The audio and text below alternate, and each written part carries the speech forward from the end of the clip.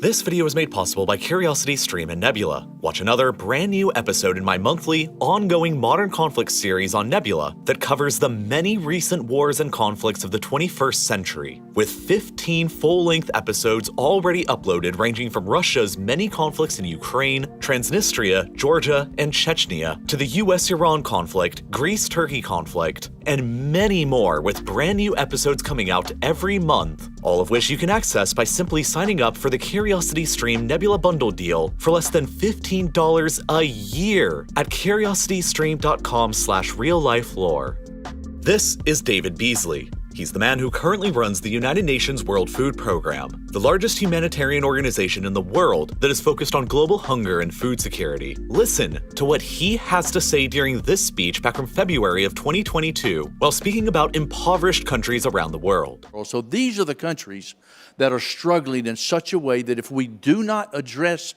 immediately over the next 9 months, we will see famine. We will see destabilization of nations like you are already seeing in certain places like in the Sahel. And third, you'll see mass migration. And I can tell you from experience, we've got the solutions, we've got the programs, we need the money and the follow through. Otherwise, nations around the world will pay for it 1,000-fold. Mr. Beasley was commenting on a global food supply problem back in February of 2022 that was already in a very bad shape for a very long list of reasons. In China, a series of catastrophic floods across the previous summer in 2021 damaged more than 30 million acres of farmland across the country, leading the Chinese agricultural minister to announce that their winter crop yield could end up becoming the worst in history. The La Niña meteorological condition over the Pacific Ocean that began back in 2020 was persisting into an unusually long third year, bringing less precipitation than usual across the American West and dramatically exacerbating the already worst drought that the region has seen anytime in the past 1,200 years, from California to western Kansas, and seriously negatively impacting U.S. agricultural output in the process. Eastern Africa is currently experiencing the most severe drought there of at least the past 40 years. In August, the Taliban's recapture of the government in Afghanistan had plunged the country into an even worse food security situation, as financial sanctions from the West began to bite, while internal civil wars continued to rage across many of the countries in the Middle East, from Syria to Yemen, negatively impacting their citizens' abilities to acquire food. Back in 2020, in the capital and biggest port of Lebanon, Beirut, a catastrophic warehouse explosion took out most of the country's huge grain silos, leaving the country without any ability to store large amounts of grain and forcing them to become heavily reliant upon regular grain shipments coming in by sea instead, largely from Ukraine and Russia. And the lingering supply chain bottlenecks of the COVID-19 pandemic were still hampering the world's ability to ship products, including food. Largely because of all these issues, the numbers of people around the world whose access to food is so poor that it directly threatens their livelihood increased by nearly 80% over just the past 5 years, from 108 million people to 193 million.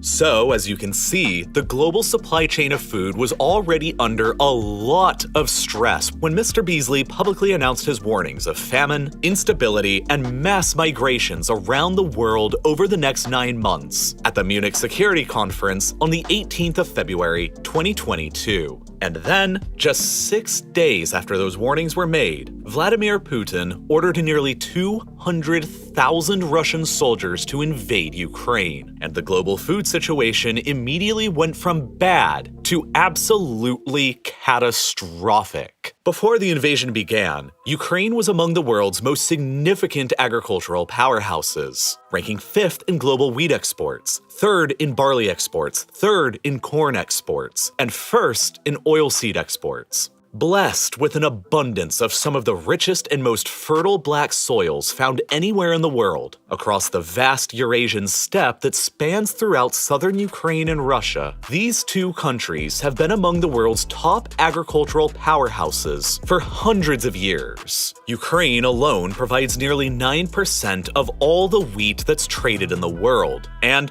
When combined, the food that is grown upon these rich fields in both Ukraine and Russia supply nearly 30% of all the wheat that is traded across the world, 20% of the traded corn, 75% of all the traded sunflower oil, and nearly 1/8 of all the calories that are traded globally. An overwhelming percentage of these calories are usually delivered by cargo ship across the Black Sea and through the Turkish Straits towards countries across the Middle East, North Africa, and Eastern Africa, where the environment is significantly more arid on average. The soils are of lower quality, and the widespread production of crops is therefore more challenging. Egypt alone is the world's single largest importer of wheat, with a hungry population of more than 100 million people who largely all live immediately within the narrow oasis that the Nile River carves across the barren Sahara Desert. As a result, Egypt has one of the lowest ratios of arable land to people in the world, with even less arable land overall than Serbia, a country with nearly 15 times less people, which ultimately means that, inevitably, Egypt is a country that is heavily reliant upon importing food from other countries. The primary food staple within Egypt is bread, which accounts for roughly 30% of all the calories that are consumed by Egyptian citizens. This means that the country consumes around 21 million tons of wheat per year, and 62% of all that wheat is imported from abroad. And the overwhelming majority of that imported wheat, roughly 82% of it, all comes from just the rich black soil fields found across Ukraine and Russia. And Egypt is far from alone in this high level of dependence on food coming from around the Black Sea. The rich fields of Ukraine and Russia ordinarily supply 81% of Lebanon's imported wheat, 79% of Turkey's imported wheat, and significantly high amounts of imported wheat across the Middle East, North Africa, and Eastern Africa. This is one of the world's most crucial trade relationships that is entirely defined by geography.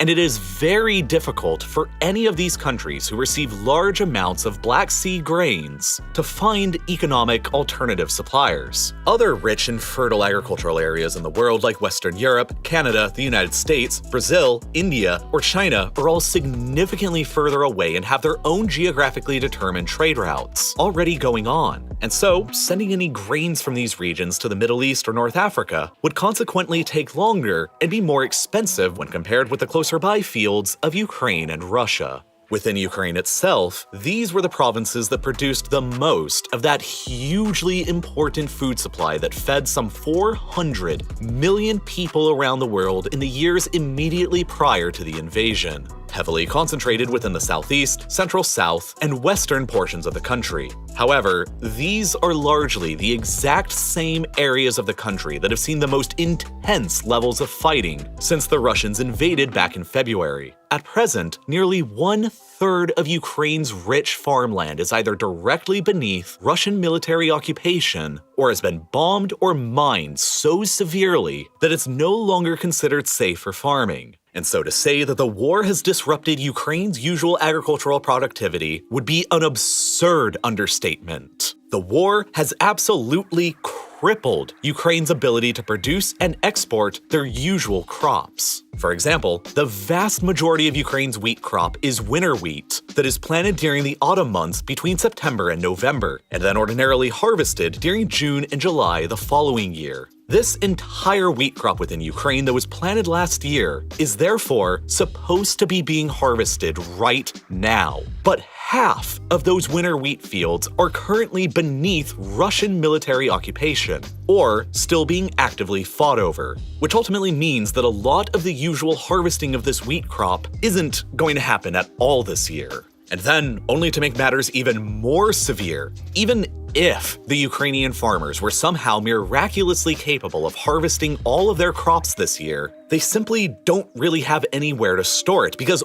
all of Ukraine's grain silos are nearing maximum capacity since they're still storing an enormous amount of grain from the previous harvest from before the war began. Some 25 million tons of grain, the majority of it corn, is still stuck within the grain silos around the port of Odessa in the southwest. Ukraine's primary export hub where, ordinarily, some 98% of Ukrainians' exported grains are shipped from out towards global markets. However, in combination with the military occupation and fighting over much of Ukraine's agricultural land in the southeast and central south, the Russian Navy has been actively blockading the remaining Ukrainian coastline, still under Ukrainian government control in the southwest, that includes the all-important port of Odessa. And the Russians right now aren't letting anything through it. In addition to that, fearful of an eventual Russian D-Day-style amphibious assault on the beaches near to Odessa, the Ukrainians have planted an enormous amount of naval mines within the waters immediately around Odessa to deter them.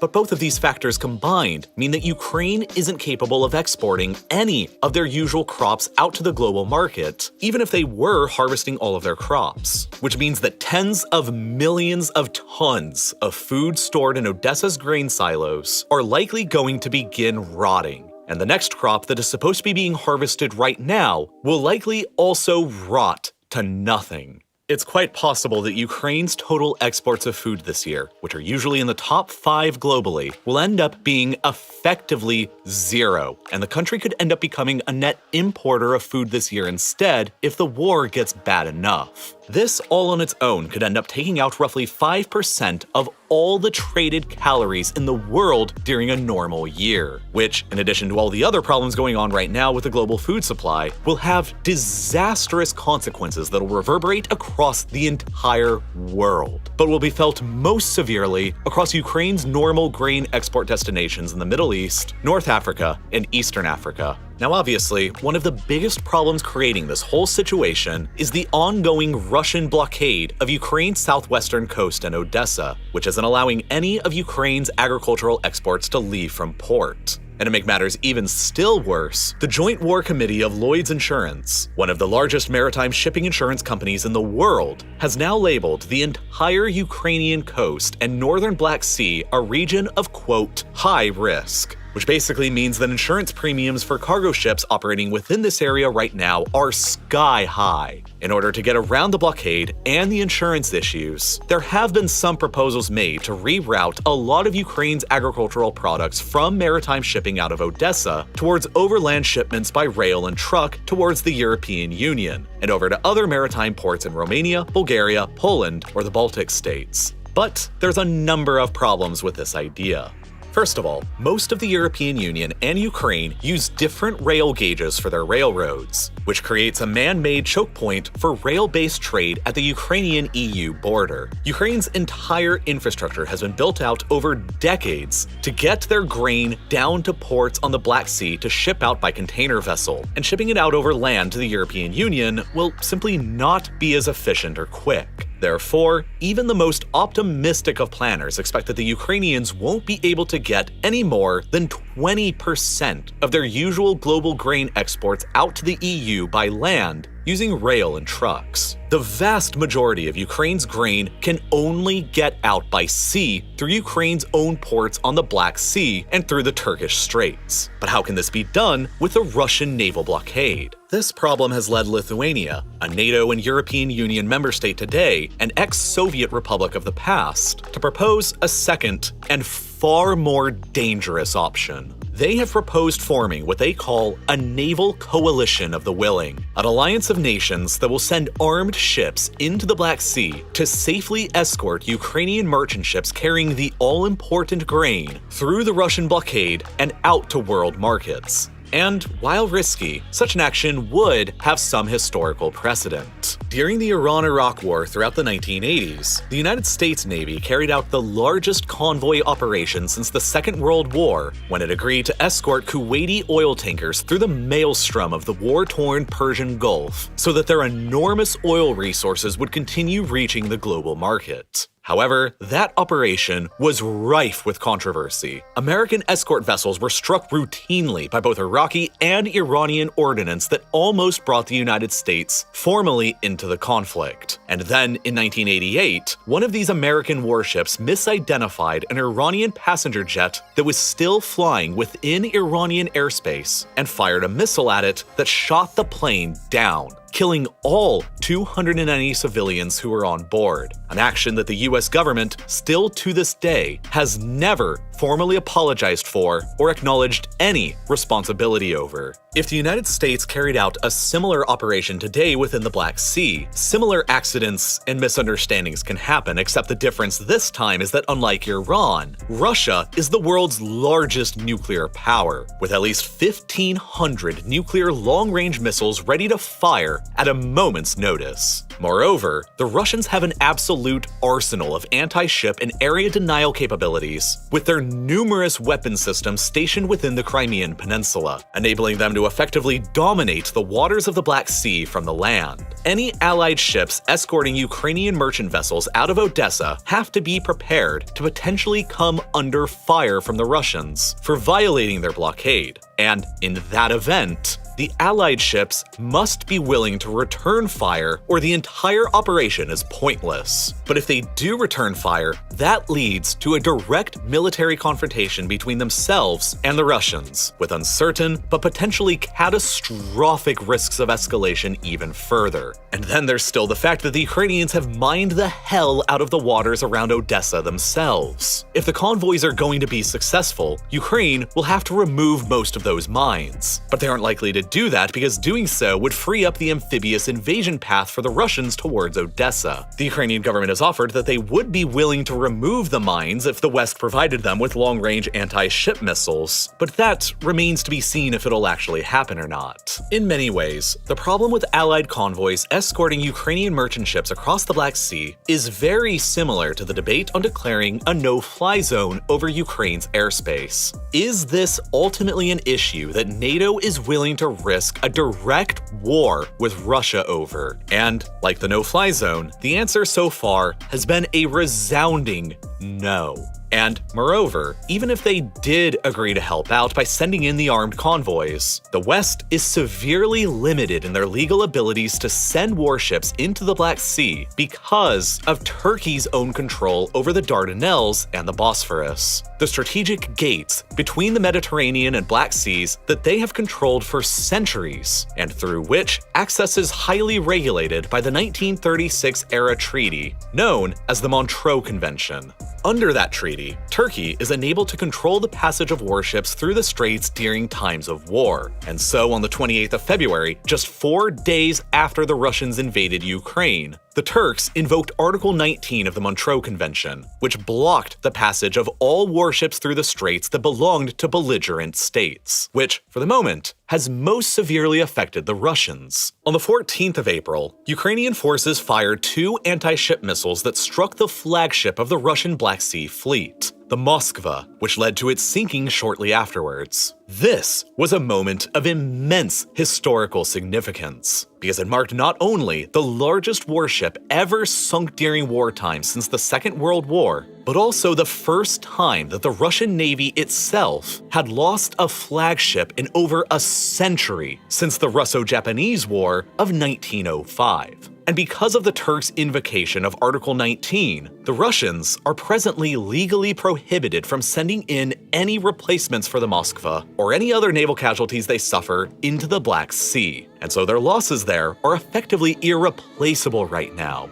This is an obvious blow to Moscow, but Turkey has been playing both sides of this conflict since the very beginning.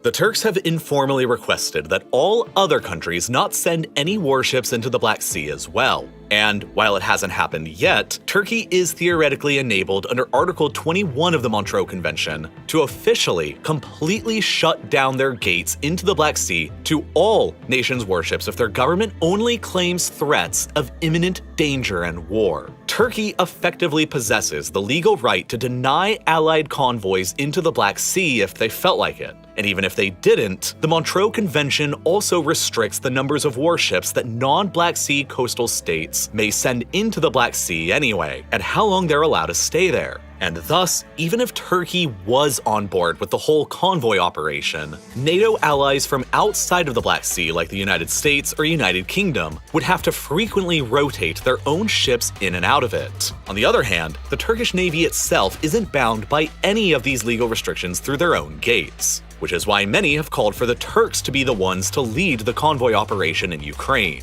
But despite being a member state of NATO, it's usually quite difficult to predict in which direction Turkey's present government will go during a crisis like this, because their dealings with the West, Ukraine, and Russia have all been fairly ambiguous at best. On the one hand, Turkey has sold dozens of their highly effective combat drones to the Ukrainian military in their fight against Russia, while on the other hand, they've refused to implement any financial sanctions upon Russia, and they continue to allow many of the Russian oligarchs to park their super yachts safely within Turkish territorial waters. Turkey has purchased advanced S-400 missile systems from the Russians in the past and incurred American financial sanctions in response. The Turks have allowed the Russians to build out 2 natural gas pipelines across the Black Sea and their own territory that grants Moscow a further ability to route their natural gas supplies around Ukraine. But then, at the same time, Turkey and Russia have supported opposite sides during the Armenia-Azerbaijan war in 2020, as well as opposite sides during the Syrian and Libyan civil wars further away from home. Ultimately, Turkey pursues whatever policy is within Turkey's own better interests at the moment. And despite being a member of NATO, they'll cooperate with the Russians whenever it suits them, and they'll cooperate with NATO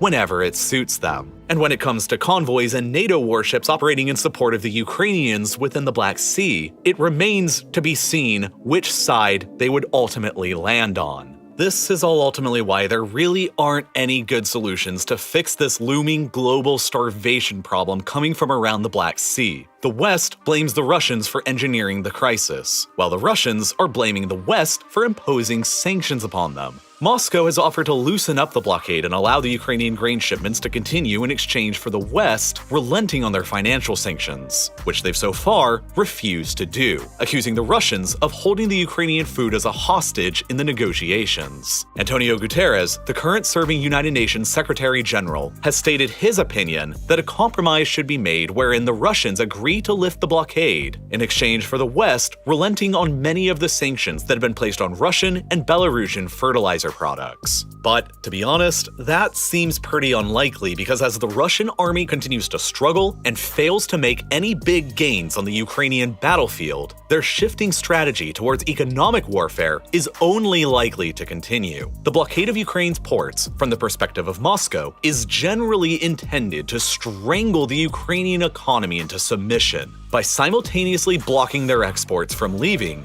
and blocking most imports of weapons, food, and cash from entering by sea. The side effect of this blockade preventing critical food shipments from reaching hungry countries across the Middle East, North Africa, and Eastern Africa is, if anything, a bonus to the Kremlin's greater geopolitical objectives. Because the massive levels of instability that it's going to cause in all of these places has the very high potential to trigger another round of revolutions and mass migration that is likely headed straight in the direction of the European Union, just like during 2015. Since Europe has already taken in nearly 8 million refugees now fleeing from the war in Ukraine since the war began, millions of additional refugees coming to the continent from the Middle East and North Africa will inevitably become politically turbulent. And this is almost certainly what Putin and the Kremlin are actually banking on. They have no geopolitical incentives to actually end this blockade. And as a result, it's going to cause one of the greatest humanitarian catastrophes of the 21st century.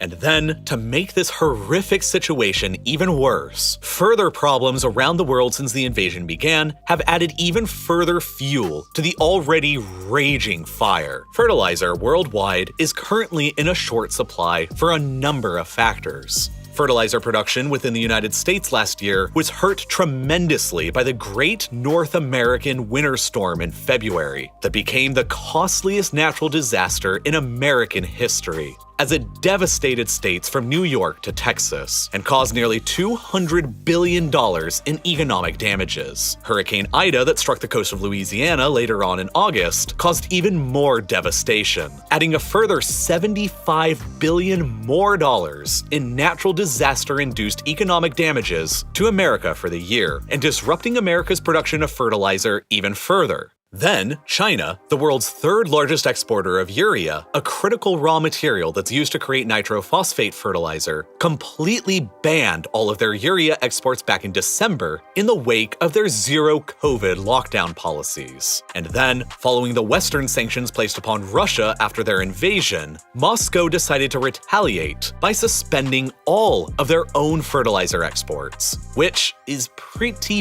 bad for the global market, because of the three main types of industrial fertilizer, Russia ranks in the top 3 biggest global exporters in all of them. Back in 2021, a total of 25 countries worldwide imported more than 30% of their fertilizers from Russia alone, and they probably won't be getting any of that supply this year. All of this has contributed to a skyrocketing price for fertilizers worldwide, which has inevitably made the process of farming more expensive for farmers across the world and will decrease global crop yields this year. And then, in India and Pakistan, the most severe spring heat wave seen in the subcontinent in more than 120 years struck in March, bringing drought and rainfall levels only a quarter to a third of normal. This historic heat wave struck during the final weeks of the wheat growing season in India, killing many of the plants before they could actually be harvested. And as a result, and in addition to the skyrocketing prices of wheat and fertilizer owing to the fallout from the war in Ukraine, on the 13th of May, the Indian government, which is ordinarily the world's 10th largest exporter of wheat, imposed an almost complete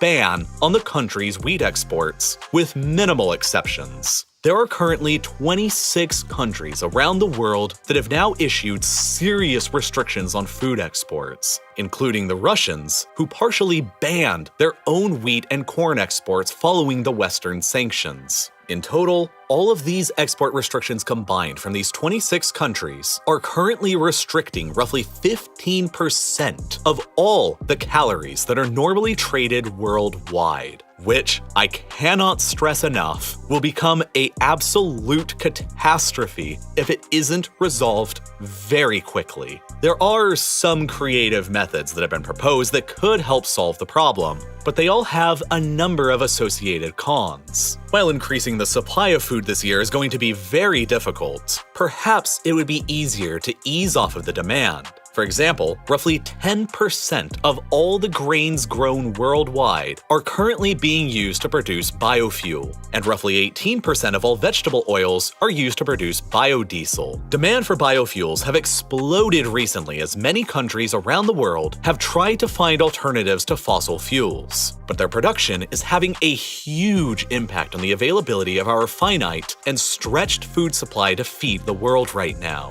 According to Grow Intelligence, a data firm specializing in agriculture, the calories that are currently being diverted to produce biofuels could soon be enough to feed the equivalent of the annual needs of 1.9 billion humans. Temporarily overturning and repealing biofuel mandates across the world could therefore greatly lessen the blow from this current food crisis. But even more consuming than biofuels are animals. Last year in 2021, the Chinese alone imported a record-breaking 28 million tons of corn, which is more than what Ukraine ordinarily exports in an entire year, and it was all simply to feed their pigs. Nearly 1/3 of all the corn grown in America is simply used to feed cattle, along with roughly 40% of the European Union's entire crop of wheat. Simply cutting down a bit on the feed for the world's livestock herd for just a moment could do wonders to get us through this current food crisis. But since it would inevitably and conversely mean skyrocketing costs in meat and dairy products worldwide, it will almost certainly face enormous backlash and difficulties. Ultimately, there presently aren't really any easy solutions to this problem, one of the greatest faced by us so far in the 21st century. And the countries that will suffer the worst are the most vulnerable and the ones most heavily dependent upon foreign imports of food, especially the ones that are usually reliant on grain shipments coming in from around the Black Sea, like all of these ones across the Middle East, North Africa, and Eastern Africa, but most critically, Lebanon,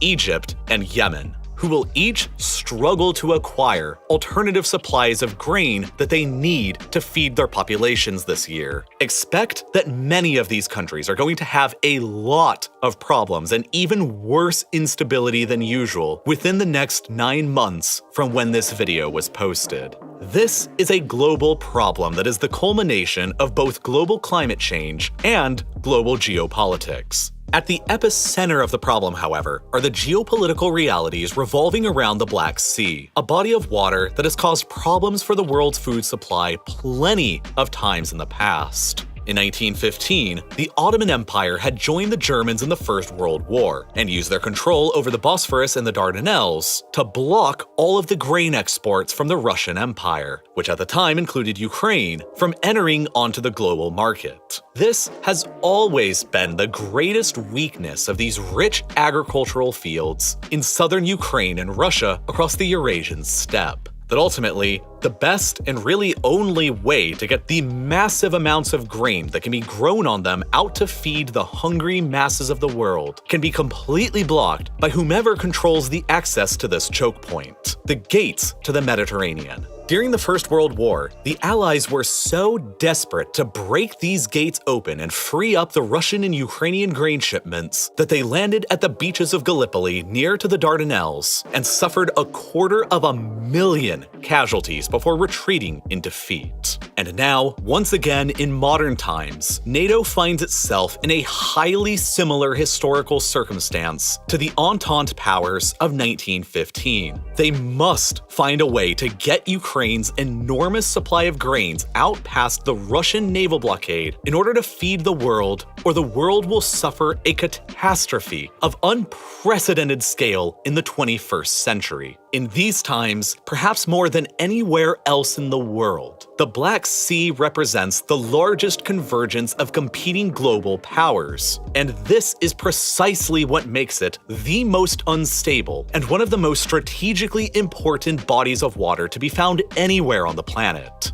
It is at the epicenter of the conflict between NATO, the United States, Ukraine, and Russia, the largely independent ambitions of an increasingly expansionist Turkey, and the recent ambitions of China's own Belt and Road Initiative that aims to use the sea as a trade bridge from Asia to Europe. Under more normal times, a massive 898 million tons of cargo passes through the Turkish Straits between the Black and Aegean Seas per year, which is about 70% of the same amount of cargo that passes through the much more thought about and strategically considered Suez Canal in Egypt. The Turkish Straits continue to be one of the most strategically important choke points found anywhere in the world, as they have been for thousands of years now, ever since the Romans first founded Constantinople. And today, they are placed immediately adjacent to the world's most politically unstable body of water. An unprecedented 10 wars and conflicts have been fought around the shores of the Black Sea since just the end of the Cold War in 1991. More than any other body of water in the world, including the ongoing Russian invasion of Ukraine, the two wars fought between Armenia and Azerbaijan over the status of Nagorno-Karabakh, the 2014 first Russian invasion of Ukraine when they annexed Crimea and started the war in the Donbass, the 2008 Russian invasion of Georgia, and the occupations of Abkhazia and South Ossetia, the previous Georgian Civil War and the Georgian-Abkhaz War, and the Transnistria conflict inside of Moldova, which happens to be the subject of the most recent episode in my ongoing Modern Conflicts series that I just published to Nebula,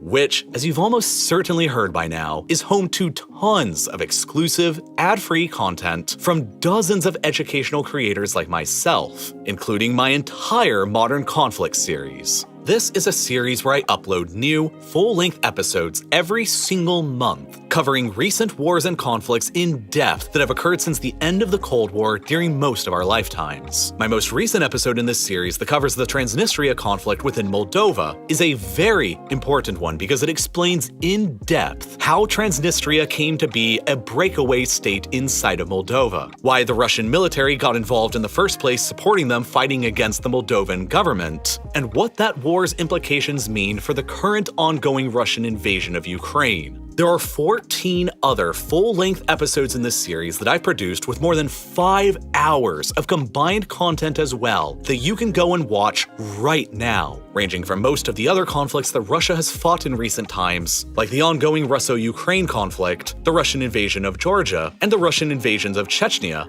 alongside other conflicts like the US invasion of Iraq, the US-Iran conflict, the 2020 Armenia-Azerbaijan war, along with many others. Of course, the reason why all of these videos that I've created are only available on Nebula is because of their inherently controversial subject material dealing with wars, violence, and conflict that makes them impossible to upload on YouTube without them being age-restricted and demonetized. If I uploaded them to YouTube, you simply wouldn't ever see them because this site's algorithm wouldn't ever promote them to you. But on the other hand, Nebula is a different platform without an algorithm and without any ads.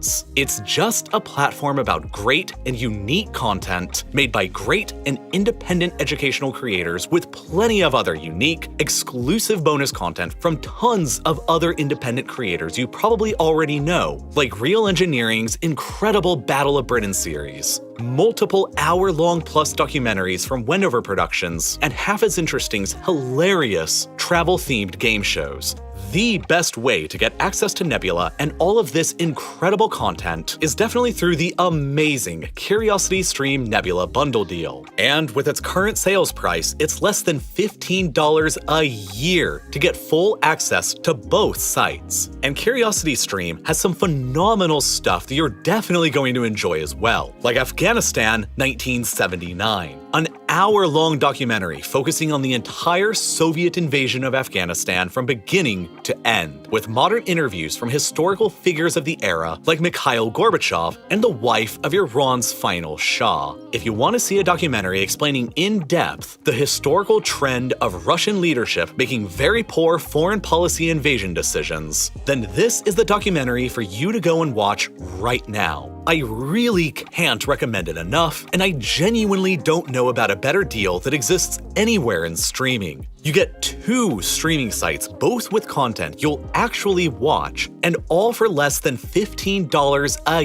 year at the current sales price. But what's more, signing up will actually help countless independent educational creators beyond just RealLifeLore. So please make sure to do so by clicking this button that's here on screen right now, which will take you directly to curiositystream.com/RealLifeLore to sign up, or by following the link that's down below in the description. And as always, thank you so much for watching.